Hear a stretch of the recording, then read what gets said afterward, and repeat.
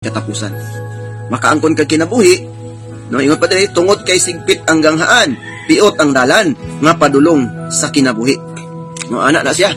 So, magiskot na ita ni kinabuhing may katapusan, eternity, kaluwasan, piot gid ang dalan. Kung padulong taritos king harian, padulong taritos kinabuhi, padulong taritos kaluwasan. No, piot siya.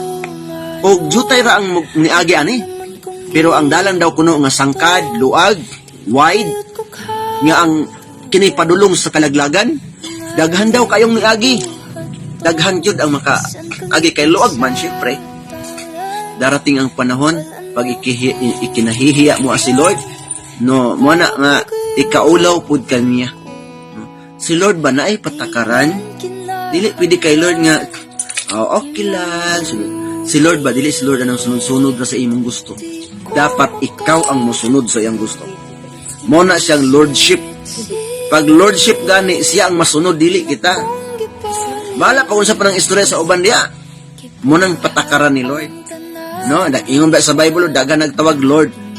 Many are called Lord, Lord, but not enter to the kingdom of God. Cannot enter to the kingdom of God.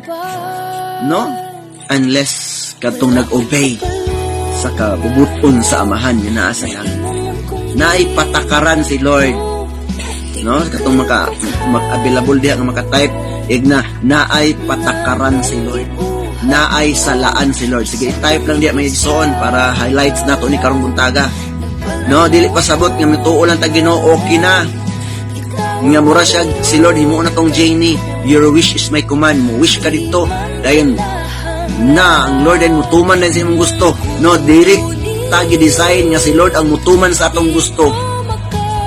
Gi-design ta nga kita ang musunod sa gusto niya.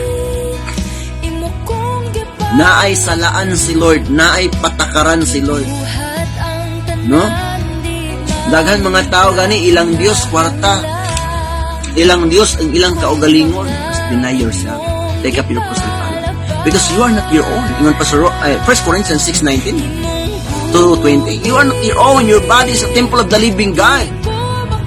Gipalit na ka sa bilis sa dugo ni Jesus. Sukad nga gidawat nimo si Kristo nga Ginoo ug hari sa imong kinabuhi.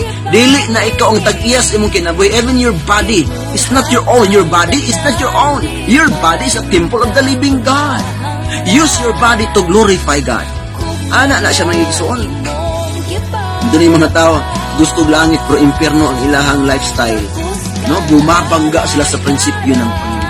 Mga mga kaisunan, dati ayaw mong makinig sa salita ng Diyos, pero ngayon nakikinig ka na. Sa una, maulit ka nang magwali niya, maigop ito imong mga failure, kana itong imong mga hinaan.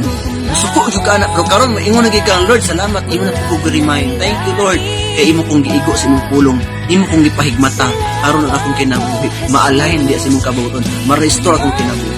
Ang pangit nga dalan nga imong isubay karon feeling nimong pangit. Pero muhatod kanimo dito sa maayo kayo, nindot kayo nga destinasyon nga mao ang langit. So